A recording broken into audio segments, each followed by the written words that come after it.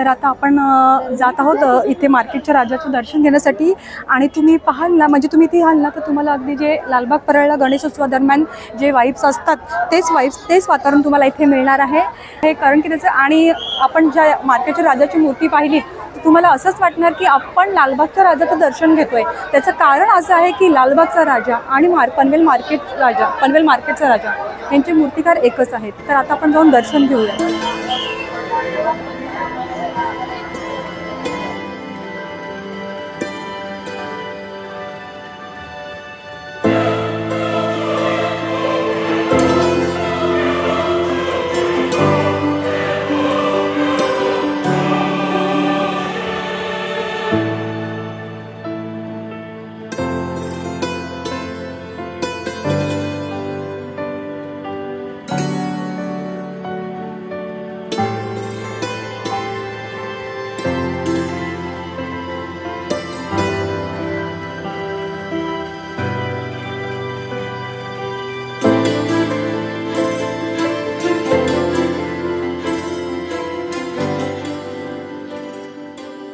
जसं मी तुम्हाला सांगितलं की दरवर्षीप्रमाणे इथे या मार्केटच्या राजाचं दर्शन घेण्यासाठी खूप गर्दी असते. म्हणजे अगदी थोरांपासून ते लहानपर्यंत इथे या राजाच्या दर्शनासाठी लोक येतात, भाविक येतात. तर अशाच या गर्दीमध्ये ना मला ही राजाची एक छोटी भाविक भेटली आणि बघा ना किती छान नटून थटून अशी ती आलेली आहे बाप्पाचं दर्शन घेण्यासाठी. तर आपण तिच्यासोबत जर बोलूया.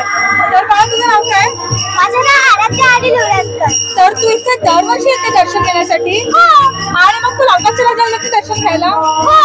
आणि मग इथे मग तुला कसं वाटतं ते दर्शन घेऊन? मला खूप प्रसन्न वाटलं आणि खूप छान वाटलं. आणि हा बाप्पाला बघून कसं वाटलं तुला? मला खूप आवडलं. आणि मूर्ती उपयोग कशी ही? नुसती भारी आहे. आणि कोणासारखी उपयोग होती? लालबागच्या राजासारखी मूर्ती आहे की नाही? ना मग कसं अगदी जसं आता तू लालबागच्या राजाच्या पण दर्शनाला जातेस मग जशी प्रसन्नता तुला तिकडे त्या बाप्पाचं दर्शन म्हणजे त्या राजाचं दर्शन घेतलं तुला जे प्रसन्नता वाटते सेम तसंच ना? सेम तीच फिलिंग्स ना? अजून काय सांगू इच्छितेस तू? बाप्पाचं दर्शन घेतलं तुला कसं वाटतं? मला खूप छान वाटलं. छान वाटलं. आणि किती नटून थटून बाप्पाचं दर्शन घ्यायला आले बघा ना तुम्ही सुद्धा. आणि तू कितीला आहेस बाळा? मी 5वीला. आणि शाळा तुझी? माझी new horizon public school new Panvel. आणि तू अजून काय करतो म्हणजे दुसरं अजून काय शिकतेस तू? मी आहे ना म्हणजे की मला खूप आवडतं अभ्यास करायला. अच्छा, अभ्यास करायला आवडतो बघा. आणि त्याच्या व्यतिरिक्त अजून इतर हॉबीज काय तुझ्या? माझी हॉबीज आहे ड्रॉइंग करण्याची. अच्छा, ड्रॉइंग करतेस. Very good, thank you. वेलकम. तर आता आपल्यासोबत आहे या मंडळाचे अध्यक्ष. तर नमस्कार काका, तुमचा परिचय तुम्ही आपल्या भक्तांना करून द्या. महात्मा ज्योतिबा फुले हातगाडी संघटना भाजी मार्केट पनवेल यांच्यातर्फे सालाबादप्रमाणे हा गणेश उत्सव साजरा करीत आहोत. हा गणेश उत्सव यंदाचं 33व्या वर्षात पदार्पण करत आहे. ह्या वर्षी 33वं वर्ष आहे. व सर्वप्रथम आता तुम्ही बघता का जे मुंबईमध्ये घडतो ते पनवेलमध्ये घडू नये याची आम्ही पहिल्यांदा काळजी घेतो. जरी मंडळ आमचा छोटा असला तरी पण बघा तुम्ही शिस्त कशी आहे, जास्तीत जास्त लोकांना कसं दर्शन घेता येईल याची आम्ही काळजी घेतो.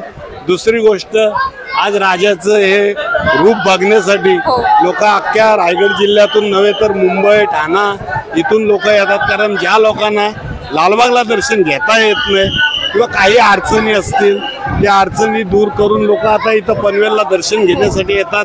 त्यांना कसं चांगलं दर्शन देता येईल याची आम्ही काळजी घेतो. आज गर्दी आहे इथं बघा तुम्ही, फुल गर्दी आहे. 4 वाजताची ही परिस्थिती आहे तर रात्री काय परिस्थिती असेल तुम्ही याचा अंदाज काढा. कारण रात्री आमच्या मते ही पब्लिक रात्रीची आहे. हा, कारण या टायमाला एवढी पब्लिक नसतो. परंतु यंदा काय बदल आहे देवाच्यात, यंदा जास्त पब्लिक आहे. आणि दुसरी गोष्ट, ही जी प्रभावल आहे ही यंदा प्रभावल राजाचं विसर्जन लेट झाल्या कारणाने, राजाचं विसर्जन काही कारणास्तव लेट झालं. ते लेट झाल्या कारणाने ही प्रभावल रात्री 3 वाजता इथं आली. नाही तर 2 दिवस अगोदर येतो, पण ती प्रभावल रात्री 3 वाजता आली. त्याच्यानंतर आम्हाला हे सर्व देवाचं हे करण्यात थोडा विलंब गेला, नाहीतर आम्ही कालच मुखदर्शन चालू करणार आहोत. पण मला एक विचारायचं आहे की बरेच लोक असं म्हणतात की लालबागच्या राजाची मूर्ती विसर्जन झाल्यानंतर तो पाट इथे आणला जातो हा हे- पाठ नाही आणत. हा. मग त्याच्यात लालबाग एक- लालबागच्या राजाचं विसर्जन झालं हा. तर राजाला जी प्रभावल लागतो हा. ही मागची प्रभावल हा. ती राजाची उतरून आपल्या ह्या राजाला येते. म्हणजे लालबागच्या राजाची लालबागच्या जी प्रभावळ राजा आहे हा ती तिथून काढून आपल्या राजाला येते. ओके म्हणजे काही चुकीची समज होती आजपर्यंत की लालबागच्या राजाची मूर्ती विसर्जन झाल्यानंतर जो पाट आहे तो इथे आणला जातो, पण तसं नाहीये. पाट आणला नाही जात, तर जी प्रभावळ आहे हा. पाठीमागची ती प्रभावळ तिकडून इथे आली जाते. म्हणजे ही जी प्रभावळ आहे ती लालबागच्या राजाची प्रभावळ आहे आणि तीच प्रभावळ आता इथे आलेली आहे पनवेल मार्केट याच्या राजासाठी. कारण लोकांना काय आहे कुठंतरी राजाचा अनुभव यायला पाहिजे. हो हो मूर्ती सेम आहे, ती अगदी हुबेहूब आहे. मूर्तीमध्ये काय फरक नाही. काहीच नाही. कारागीर तोच आहे. तेच आहे. संतोष कांबलीच ती मूर्ती बनवतो, संतोष कांबलीच ही मूर्ती बनवतो. जे आपलं मंडळ छोटा आहे या हिशोबाने आपण राजाची हे करतो. जरी छोटा हा. असला छोटं मोठं काय नाही, जरी छोटं तरी म्हणजे काम तसं खूप आहे. हा. मग देवाचं काम करणं महत्त्वाचं हेच आहे. आमच्या मंडळाचं महत्व आहे. आणि मी आता येताना बाहेरून पाहिलं की यावर्षी बाहेरची जत्रा भरते, जत्रा. पण मोठी भरलेली आहे आणि ते अन्नदान अन्नदान ते पण यावर्षी हा, खूप जास्तीत जास्त आहे. तुम्हाला पहिल्यांदाच बोललो हो, का या वर्षी आम्ही 33 वर्षामध्ये कमीत कमी 1000 किलो तांदूळ शिजवलेला हो, आहे. एवढं पण आणि आतापर्यंत अजून ह्याच्यानंतर अजून करायचं आहे. 6 वाजेपर्यंत जेवण चालू आहे. अच्छा. त्यामुळं यंदा काय जेवण आहे आमचं राजा कमी पडून देणार नाही, नाही. भक्तांना जेवढा प्रसाद घ्यायचा आहे प्रसादाचा लाभ घ्यावा अशी आमची सर्व मंडळाची इच्छा आहे. धन्यवाद. तर हा जो पनवेल मार्केटचा राजा आहे ना तो नवसाला पावणारा बाप्पा आहे आणि ह्याचा 1.5 दिवसासाठी इथे साखर चौथीचा गणपती म्हणून ह्याचा इथे विराजमान झालेला आहे. आणि तुम्ही सगळ्यांनी इथे आवर्जून या आणि या बाप्पाचं दर्शन घ्या. खूप प्रसन्न वाटतं इथे येऊन. आपलं दर्शन तर खूप छान प्रकारे झालेलं आहे आणि तुम्ही देखील सगळ्यांनी आवर्जून या आणि या बाप्पाचं दर्शन घ्या.